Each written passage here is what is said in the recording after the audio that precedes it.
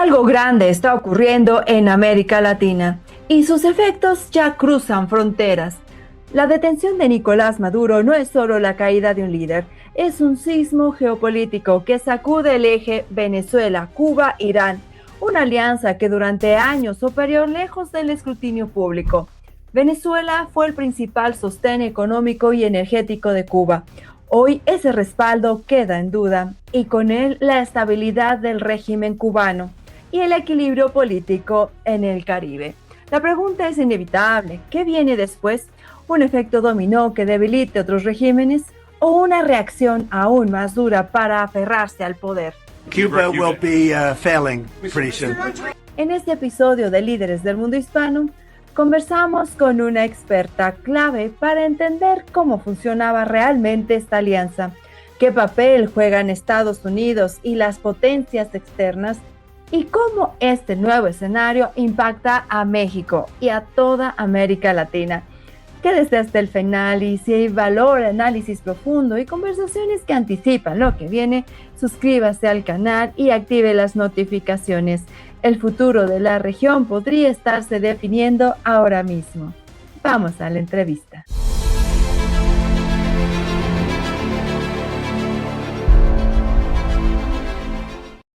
Hola, queridos espectadores de Líderes del Mundo Hispano. Hoy nos complace dar la bienvenida a Claire López. Ella es la presidenta y fundadora de López Liberty LLC y una experta en seguridad nacional. Bienvenida, Claire, a Líderes del Mundo Hispano. Gracias, Jen. Estoy muy feliz de estar contigo nuevamente. Sí, han pasado muchas cosas desde el comienzo de 2026, pero el evento más importante en la región ha sido la detención de Nicolás Maduro, que marca un punto de quiebre histórico. ¿Crees que esto será el comienzo del colapso del eje entre Venezuela, Cuba e Irán, o se transformará en algo más peligroso? Bueno, creo que todavía hay muchos acontecimientos por verse, pero ese eje que mencionaste de Venezuela, Cuba e Irán ciertamente ya no va a volver a ser lo que fue alguna vez. Con la salida de Nicolás Maduro y de su esposa del liderazgo en Venezuela, lo que tenemos ahora es a su vicepresidenta, que fue juramentada, supongo, como una especie de presidenta interina, Delcy Rodríguez.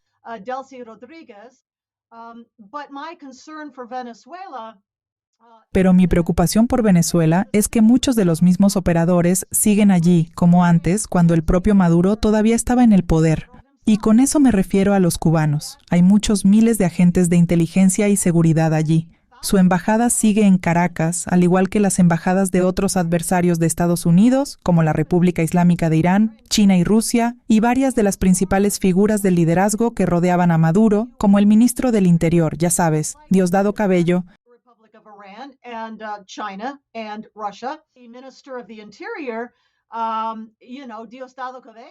quien no solo dirige la relación de enlace con Cuba y con todos esos funcionarios y agentes de inteligencia y seguridad, sino que también está liderando el despliegue de los llamados colectivos, es decir, las milicias a nivel local que mantienen oprimido al pueblo de Venezuela, los mantienen sometidos.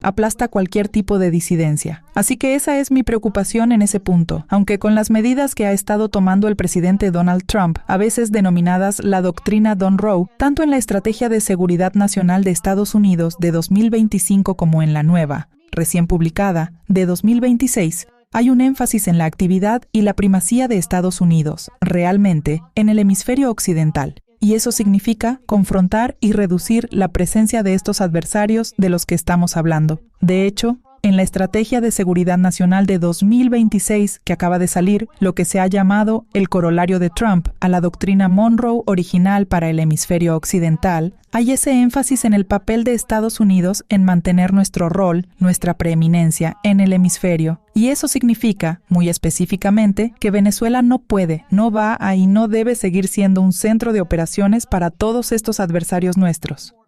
Y queda por verse exactamente cómo se va a desarrollar eso dentro de Venezuela. Pero también, como señalas, Jen, con ramificaciones para Cuba y para Irán también. ¿Puedes explicarle a nuestra audiencia cuál era el propósito de esta alianza e incluir también, quizá, a China y Rusia detrás de ella para entenderla mejor? ¿Cuál era su objetivo? Y además, ¿hasta qué punto llegó en lo político, económico y también en el respaldo militar entre ellos?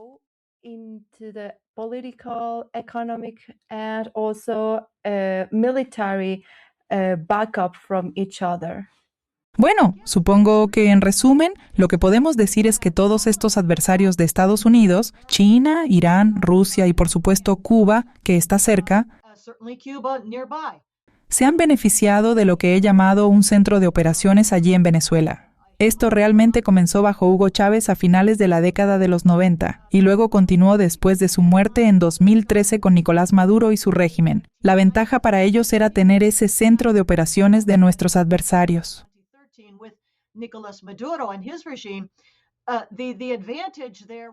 Irán, por ejemplo, estaba construyendo drones. Hay fábricas de drones que, hasta donde sé, todavía están allí en Venezuela, construyendo drones y misiles tipo Shahed que tienen el alcance y la capacidad para llegar a Estados Unidos. Y esos drones podrían ser utilizados, y de hecho lo son, en México por los cárteles en sus operaciones de narcotráfico, quizá para vigilancia, pero también para realizar entregas de narcóticos hacia Estados Unidos a través de nuestra frontera sur desde México. Pero estos drones, que estaban siendo fabricados por Irán, con una presencia militar iraní allí en Venezuela, también pueden ser, y probablemente han sido, armados. Y eso representa una amenaza seria proveniente de Irán desde ese punto.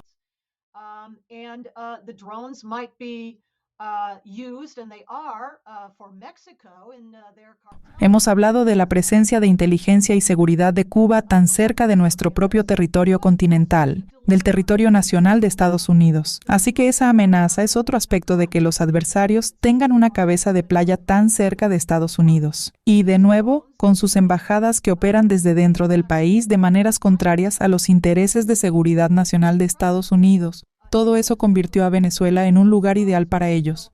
Y no sé si todos esos elementos ya han sido completamente neutralizados, incluso ahora que Maduro ya no está en el poder.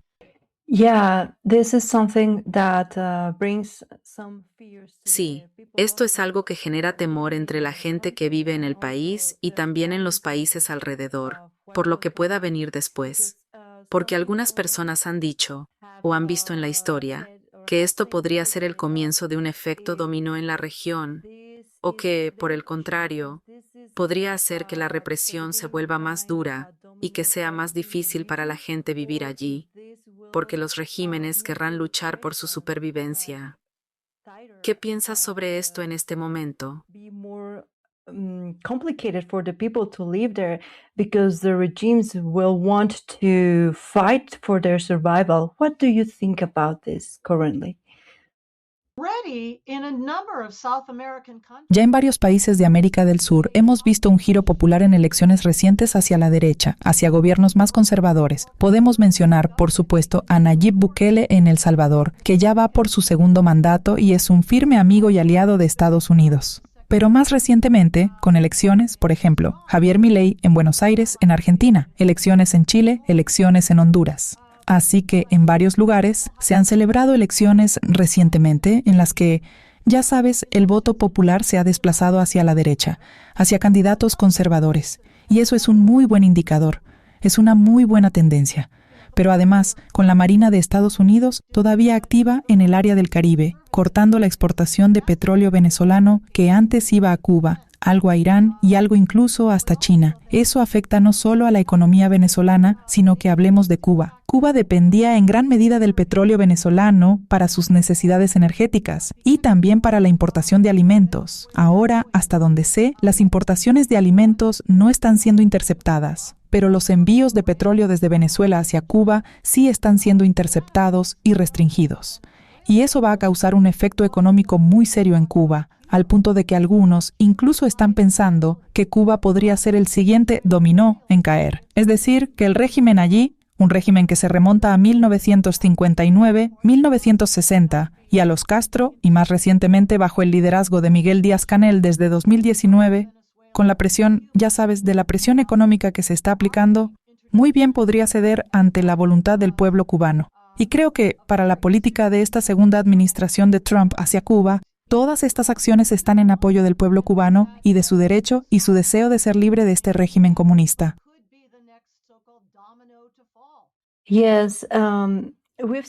Sí, hemos visto en el pasado que los regímenes que caen también están influenciados por las personas que están en el exilio, que impulsan ese cambio. A veces es difícil lograrlo desde dentro. ¿Es este el tipo de situación que estamos enfrentando en Cuba? Como que muchas personas que salieron de Cuba hace mucho tiempo, o incluso recientemente, están realmente tratando de llevar esta nueva esperanza a la gente en Cuba. Creo que probablemente la gente en Cuba sí tiene una nueva esperanza con, nuevamente, la administración Trump, con nuestro secretario de Estado Rubio, y lo más importante, con las medidas que Estados Unidos ha tomado contra el régimen de Maduro en Venezuela.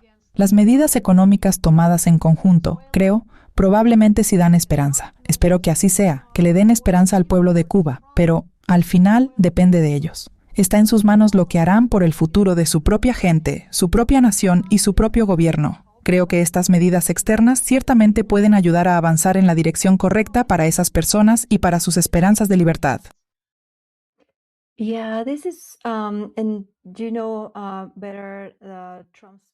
Sí, y en ese sentido, ¿conoces mejor las políticas exteriores de Trump? Porque algunas personas dicen algo como, es porque Estados Unidos nuevamente quiere ser como el dueño de todos los pueblos de América Latina que salen de estos regímenes opresivos.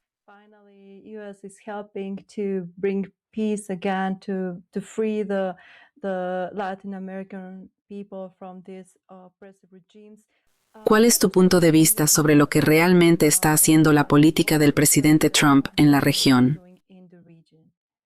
Well, let me mention about the oil, for example, and Venezuela. Bueno, permíteme mencionar el tema del petróleo, por ejemplo, y de Venezuela. Antes, previo a la revolución de Chávez y luego a la de Maduro, Venezuela era un país muy próspero. Para empezar, está abundantemente bendecido con todo tipo de recursos naturales, playas, montañas, tierras agrícolas y, por supuesto, enormes yacimientos de petróleo. Ahora, ese petróleo es un crudo pesado, tipo arenas bituminosas, lo que hace que sea difícil de extraer y refinar, pero se estaba haciendo. Y en el sur de Estados Unidos, especialmente a lo largo de la costa del Golfo, en el estado de Texas, teníamos refinerías que fueron construidas específicamente para manejar y refinar ese petróleo pesado de Venezuela. Y eso puede volver a suceder. Eso puede reactivarse otra vez. Lamentablemente, en estos años intermedios, los regímenes de Chávez y Maduro destruyeron la empresa petrolera nacional venezolana, PDVSA, Petróleos de Venezuela, la infraestructura, los oleoductos, las estaciones de bombeo, la extracción. Todo ha sido deteriorado porque esos dos gobernantes comunistas removieron a los expertos técnicos de PDVSA y pusieron en su lugar a sus allegados, que no sabían cómo dirigir una empresa petrolera. Así que todo eso tiene que revertirse. Pero como hemos escuchado al presidente Trump hablar de ello, el plan es que las compañías petroleras estadounidenses y de otros países, empresas como ExxonMobil, Chevron, pero también otras como la francesa Total o la británica BP, entre otras que antes trabajaban en colaboración con Venezuela, sean invitadas a regresar. Primero, para reconstruir físicamente la industria petrolera en Venezuela, es decir, los oleoductos, las estaciones de bombeo y todo lo demás. Y una vez que eso esté hecho y la inversión vendrá de las propias compañías petroleras, tanto ellas como Venezuela estarán en posición de beneficiarse de los ingresos que traerá la renovada capacidad de producción y exportación de petróleo. Sí, eso beneficiará a las compañías petroleras, que luego reinvertirán en la industria petrolera de Venezuela y, por supuesto, también obtendrán ganancias. Pero Venezuela también se beneficiará y esa es la parte más importante, el pueblo venezolano, el pueblo que ha sido profundamente empobrecido en estos últimos años bajo el gobierno comunista, tendrá nuevamente la oportunidad a través, ojalá, de un gobierno que no sea comunista y de una industria petrolera reactivada, de revivir su economía y también sus economías personales, sus economías del hogar, de la mesa de la cocina. Y quizá, con suerte, muchos venezolanos que huyeron del país, millones se fueron en estos últimos años, querrán regresar y traerán consigo, creo, mucha experiencia en una gran variedad de campos, técnicos, de la industria petrolera y otros también. Y todo eso será, en última instancia, en beneficio de Venezuela. Sí, realmente esperamos lo mejor para el pueblo de Venezuela y confiamos en que esta nueva visión para que Venezuela se oriente más hacia una economía de mercado finalmente traiga la prosperidad que la gente ha estado esperando en los últimos años.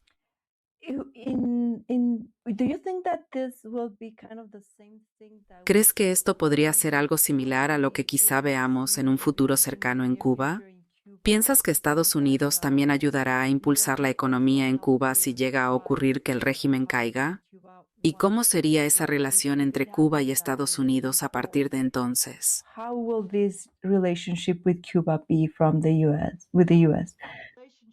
La relación entre Estados Unidos y Cuba volverá a florecer, como lo hizo en el pasado. De nuevo, esto depende del pueblo de Cuba, pero este régimen en La Habana realmente está bajo amenaza de colapso en este momento. Y otra vez, eso tiene mucho que ver con las medidas económicas. Como hemos dicho, el corte de las importaciones de petróleo desde Venezuela es tan importante para ellos. Lamentablemente, eso también podría haber afectado, ya sabes, a las importaciones de alimentos. Pero Cuba es un país rico también, pequeño, pero muy rico en agricultura y en las habilidades y el espíritu emprendedor de su gente. Y de nuevo, en un panorama similar, pensaría que muchos cubanos que huyeron del país durante estos muchos años querrán regresar, quizá también sus hijos. Así de largo ha sido el tiempo, para reconstruir el país bajo un nuevo gobierno democrático, capitalista y de libre mercado que reemplace, ojalá pronto, a este régimen comunista opresivo. Sí, también esperamos lo mejor para el pueblo de Cuba. Y en cuanto a estos movimientos que están ocurriendo en la región, ¿cuál podría ser el efecto en países como México, Colombia, Brasil y Centroamérica? ¿Qué pueden esperar que suceda en estos países? Bueno, aquellos que han tenido vínculos estrechos con regímenes comunistas en Cuba, en Venezuela y probablemente todavía en Brasil, por ejemplo, esas conexiones, supongo, permanecerán. Pero, como hemos dicho, la tendencia en toda América Latina, en Centroamérica y Sudamérica, ha sido cada vez más hacia una dirección más populista y conservadora, lo cual en realidad es bueno para toda esa gente y quizá, con el tiempo, ojalá también para las personas en lugares como México, Brasil y otros países. Hemos visto que Estados Unidos es realmente un aliado para disminuir el riesgo que representa Irán. ¿Esto también tendrá un impacto en lo que está ocurriendo en América Latina? Sí, es una conexión muy importante. Como sabemos, Estados Unidos ha estado reforzando sus fuerzas navales y aéreas en toda la región de Medio Oriente durante al menos las últimas semanas. Según tengo entendido, ahora hay 2 portaaviones estadounidenses posicionados en la región. Y no se trata solo de los portaaviones con todos los aviones y activos aéreos que llevan, sino también de marines, miles de efectivos, así como el grupo de ataque que acompaña a cada portaaviones. Eso significa muchos otros buques, destructores y quizá también submarinos, que ahora están desplegados en zonas, en aguas muy cercanas a Irán. Además, se han estado moviendo activos a algunas de nuestras bases en la región. Por ejemplo, activos aéreos, incluidos cazas y aviones cisterna de reabastecimiento en vuelo, se han trasladado a Al-Udeid, la gran base de la Fuerza Aérea de Estados Unidos ubicada en Qatar. También hay un escuadrón completo de cazas estadounidenses ahora posicionado en Jordania, que bien podría convertirse, o ya lo es, en el centro de operaciones que muchos esperan que pronto inicie ataques masivos contra el régimen de la República Islámica de Irán, quizá en cooperación con Gran Bretaña, el Reino Unido y posiblemente también con el Estado de Israel. Todo esto ha sido coordinado. La espera ha sido difícil, ya que el régimen en Teherán, como sabemos, ha masacrado a decenas de miles de sus propios ciudadanos. Esperar y ver que todo eso suceda ha sido duro. Pero ahora, al ver la magnitud de los preparativos que se han hecho para un ataque masivo, abrumador y devastador contra el régimen de la República Islámica, posiblemente para eliminar a su liderazgo principal, nos referimos a las fuerzas del Cuerpo de la Guardia Revolucionaria Islámica,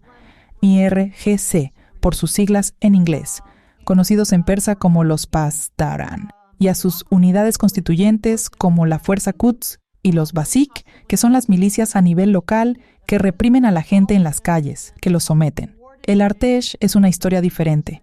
Ese es el Ejército Nacional de Irán. No son ellos quienes oprimen al pueblo, pero diría que sí lo hace claramente el IRGC. Y también, creo, parte del liderazgo del Poder Judicial. Estos son los mulás que han dictado miles y miles de sentencias de muerte contra quienes fueron arrestados en la reciente ola de protestas en todo Irán. Así que, de nuevo, el liderazgo máximo de la República Islámica, probablemente sea el objetivo de lo que, creo, está por venir bastante pronto. Y la caída de ese régimen en la República Islámica de Irán tendrá absolutamente, como mencionas, Jen, ramificaciones para el alcance de Irán en nuestro propio hemisferio, en Venezuela, como hemos hablado, en Cuba también, y en el apoyo que ese régimen ha dado a sus proxies de yihad islámica y terror, como Hezbollah, que también tiene una presencia extensa en toda América Latina, definitivamente en Venezuela, involucrado desde hace mucho tiempo en el narcotráfico. Y lo mismo, hay una base de operaciones de Hezbollah en Cuba. Una vez que el régimen iraní ya no exista, que sea derrocado, y ojalá entonces el pueblo de Irán pueda elegir su propio gobierno para su propio futuro, esas relaciones aquí en nuestro hemisferio, en Cuba, en Venezuela, en toda América del Sur y también en México, serán cortadas. Y creo que eso será en beneficio no solo de la seguridad nacional de Estados Unidos, sino también de la gente de la región. ¿Washington ahora tiene un nuevo enfoque frente a este tipo de enemigos? ¿Vamos a ver acciones más firmes en su contra? Yes, as we mentioned a little bit ago. Sí, como mencionamos hace un momento, tal como se establece en la Estrategia de Seguridad Nacional de Estados Unidos de 2025 y ahora nuevamente en la nueva estrategia publicada este mes de enero para 2026, el énfasis se ha puesto en la defensa de la seguridad nacional estadounidense, por supuesto de nuestro propio territorio, pero también en cómo esa defensa, esa presencia y esa influencia se extienden al resto de nuestro hemisferio. Creo que ese es el nuevo énfasis, el nuevo enfoque en estos documentos estratégicos que se han publicado, y creo que vamos a ver una continuación de ese tipo de políticas durante el resto de la administración Trump, y, ojalá, también más allá. For the next 5 years ahead, en los próximos 5 años, ¿esperas que ya estemos viendo un hemisferio occidental más libre y más democrático? ¿O que todavía tengamos que enfrentar confrontaciones para poder avanzar hacia esa paz? To bring this peace forward. Ciertamente, las confrontaciones continúan, como hemos hablado. Todavía hay fuerzas operativas dentro de Venezuela, por ejemplo, que aún no han sido abordadas. Pero, en el lado positivo, sí veo una postura más firme y asertiva en la seguridad nacional de Estados Unidos en toda América Latina, no solo durante esta administración, sino, ojalá, también más allá, en la siguiente, que esperamos sea igualmente conservadora. Diría que, durante quizá incluso décadas, lamentablemente ha habido una especie de desinterés por parte de la seguridad nacional de Estados Unidos. No debería decir desinterés, sino tal vez menos atención a lo que llamaríamos nuestro propio patio trasero, con mayor énfasis en otras partes del mundo, como Medio Oriente, por ejemplo. Pero ahora, bajo esta administración, con el presidente Trump, como hemos dicho, el secretario de Estado Marco Rubio y todo el equipo, lo que sucede en este hemisferio occidental, en todo el nuestro, nos afecta. Afecta a la seguridad nacional de Estados Unidos, así como a la de los países y las personas de la región también. Y creo que esa es la razón del mayor énfasis en la importancia de la participación de Estados Unidos en nuestro propio entorno, en el hemisferio occidental. Gracias, Claire, por traer esta información tan importante a nuestra audiencia. ¿Hay algún comentario final, algo que te gustaría compartir con nuestra audiencia ahora que estamos comenzando el año y viendo todos estos nuevos enfoques desde Washington en América Latina? ¿Algún mensaje para nuestra audiencia? Sí, bueno, primero quiero decir gracias, Jen, y a líderes del mundo hispano por invitarme nuevamente al programa. Y espero, como sé que ustedes también, con mucha esperanza y expectativas de cosas mejores, de tiempos mejores por venir para todos nosotros aquí en el hemisferio occidental. Gracias.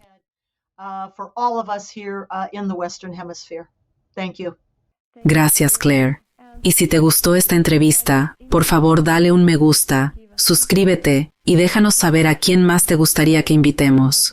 Y por favor comparte esta información importante con más personas que creas que pueda resultarles interesante. Muchas gracias y nos vemos en nuestro próximo episodio.